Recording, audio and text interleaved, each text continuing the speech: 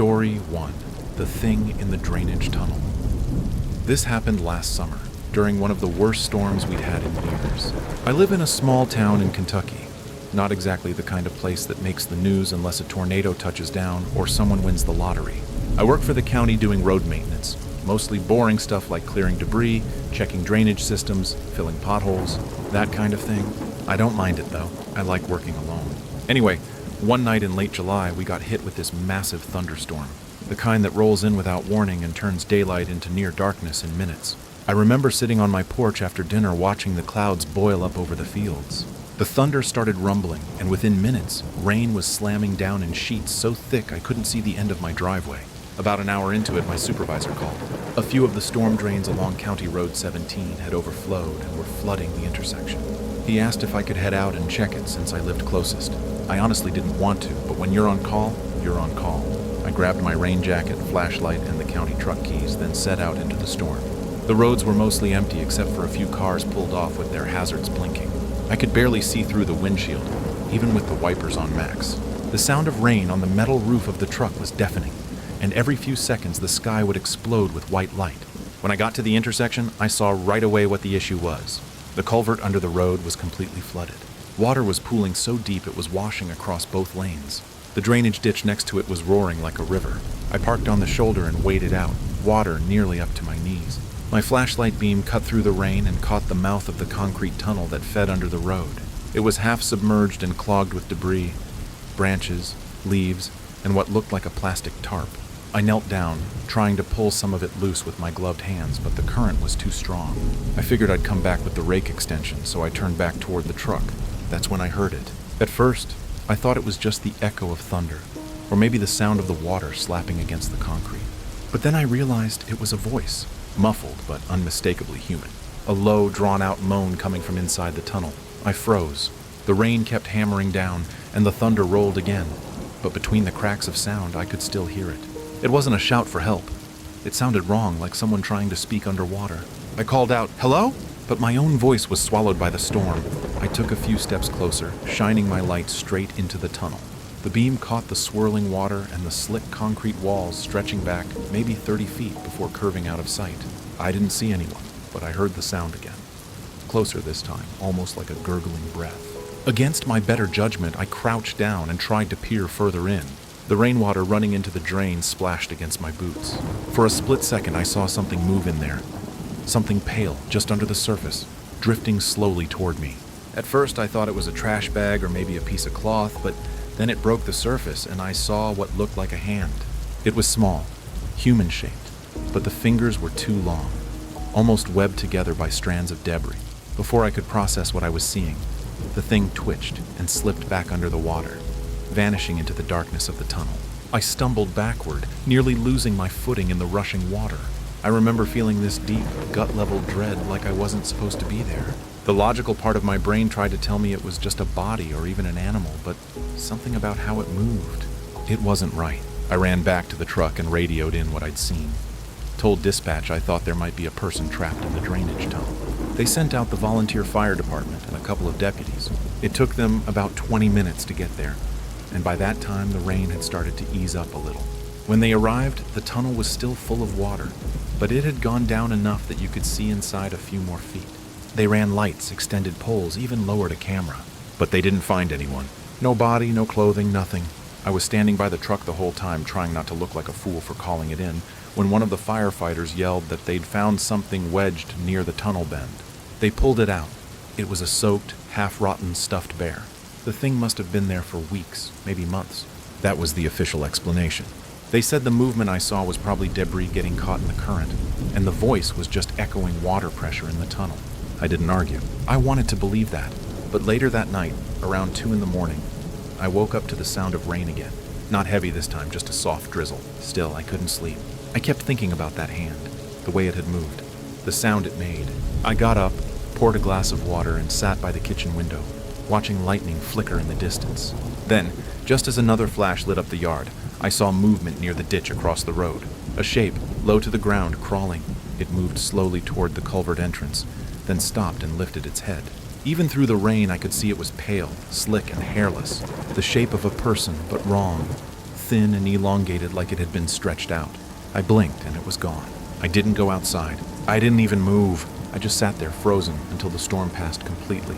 The next morning, I went back out to that same intersection. The sun was shining, birds chirping, everything back to normal. The ditch water had gone down and the culvert was clear. But something about the smell hit me immediately, like rot and stagnant water. Right where the water entered the tunnel, I saw wet footprints. Bare human footprints leading straight into the darkness. I never told anyone about that part. Story 2. The House on Ridge Lane. A few nights after hearing that first story, I couldn't help thinking about my own experience during a thunderstorm years ago. It's something I still have trouble explaining, and every time I talk about it, I feel like I'm tempting whatever that was to come back. This happened about 5 years ago, back when I was renting a small place on Ridge Lane, a dead-end road that cuts through a thick patch of forest about 20 minutes outside of town. The house was nothing special, an old one-story cabin with a tin roof and a screened-in porch. It had been cheap, and I'd been desperate to move out of the city after a bad breakup, so I didn't think twice. The first few months were peaceful. I worked remotely, spent evenings reading on the porch, and actually started to enjoy the quiet. The woods went completely dark at night, but you get used to it. At least I did, until the storm. It was late September.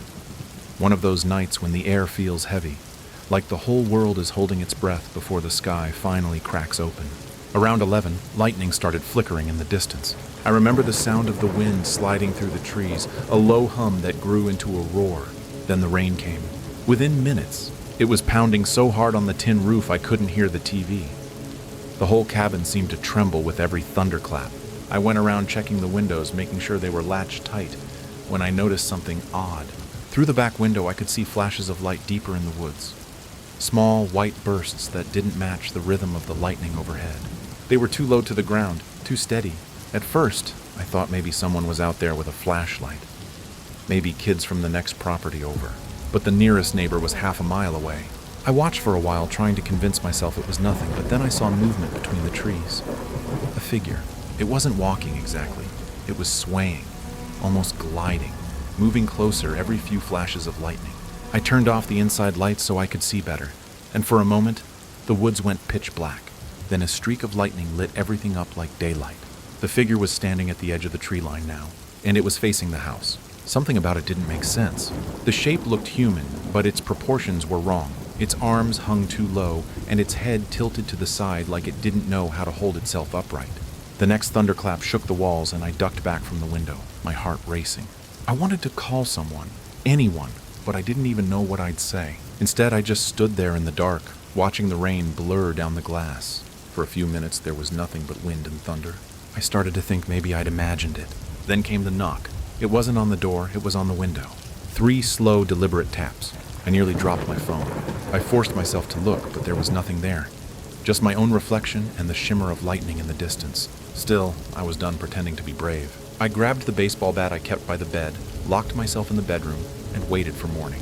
When daylight finally came, I found muddy footprints on the back porch, bare feet, judging by the shape. But there was something strange about them. Each print had 6 toes. I told myself maybe the rain had distorted the shape, that it was just an illusion in the mud. But deep down, I didn't buy it. That night, another storm rolled in. I tried to ignore the sounds outside, but around midnight, the power went out. The cabin went completely black except for the brief flashes of lightning. And then, from the direction of the woods, I heard it, a voice calling my name. Not shouting, not panicked, calm, familiar. It sounded exactly like my ex-girlfriend. That was impossible. She lived 2 states away. But when you hear your own name in the middle of a storm, spoken in a voice you know, logic stops mattering. I stood frozen in the hallway, listening as the voice got closer, repeating my name again and again, until it sounded like it was right outside the door. I didn't answer. Then came another sound, a scraping across the front steps, slow and deliberate, like someone dragging their hand across the wood. Lightning flashed, and through the front window I saw something pressed against the glass. A face. It looked almost human, but the eyes were completely black and the mouth didn't move when it spoke. The voice kept calling my name, even though the lips stayed perfectly still. The next thunderclap knocked the power back on for a split second, flooding the room with yellow light. When the lights flickered out again, the face was gone. I didn't sleep that night. I sat with the bat in my hands until the rain finally stopped around dawn. When I went outside, everything was drenched, quiet, peaceful again. But near the porch steps, I found something half buried in the mud.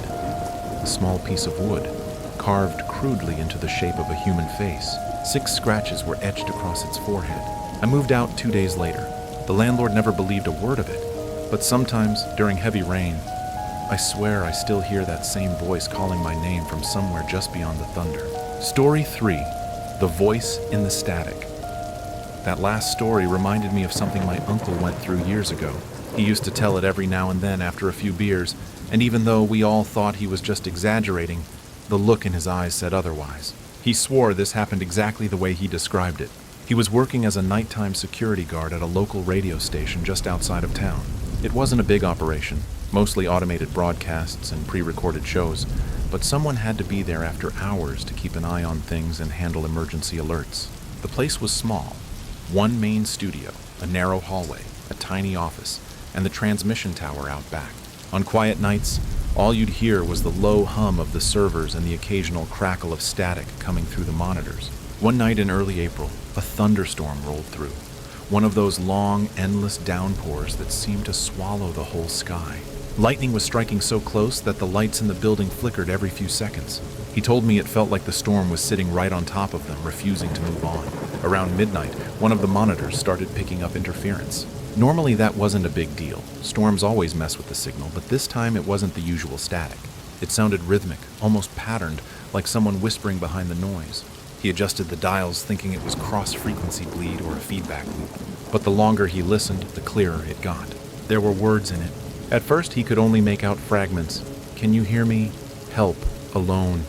But soon it started forming sentences. It wasn't a broadcast, it wasn't a phone line, it wasn't anything that should have been on that frequency. And then, right in the middle of a thunderclap, the voice said his full name. That's when he froze. No one on the night shift even knew his last name. He'd only started there 2 weeks before. He tried switching channels, turning the equipment off and on again. But the voice kept coming back, always layered beneath the static. Sometimes it sounded close, like it was coming from right behind him. The storm outside kept raging. The rain was hammering against the windows so hard it looked like fog. He decided to go check the generator room in case the electrical interference was coming from there. The hallway was narrow and dark, with that flickering fluorescent light that makes everything feel off. He said the air felt charged, like when you're standing too close to a power line. When he reached the generator room, he noticed the door was already open. That was strange. He'd locked it earlier. Inside, everything looked normal except for one thing. The small backup radio sitting on the shelf had switched itself on. Through the static, the same voice was whispering, but now it was louder, clearer. He said it almost sounded like it was right next to his ear.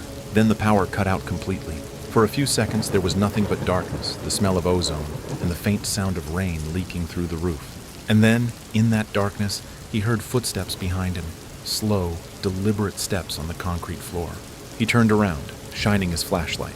No one was there, but the radio kept hissing, the voice whispering something over and over, too fast to understand. He picked it up and threw it across the room, and the second it hit the wall, the lights came back on. Everything looked normal again. The radio was off, the static gone, the power stable. He tried to laugh it off, told himself he was overtired, that storms mess with electrical systems all the time.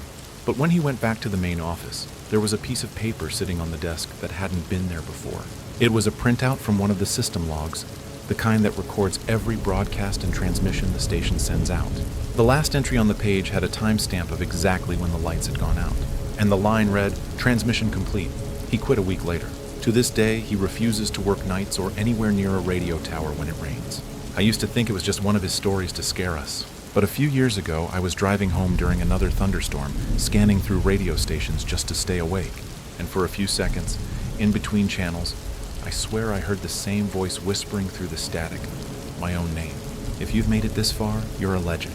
If these stories kept you listening through the storm, make sure to hit that like button, subscribe for more true horror stories, and tell me in the comments which one creeped you out the most. Thanks for listening, and stay safe out there when the thunder rolls.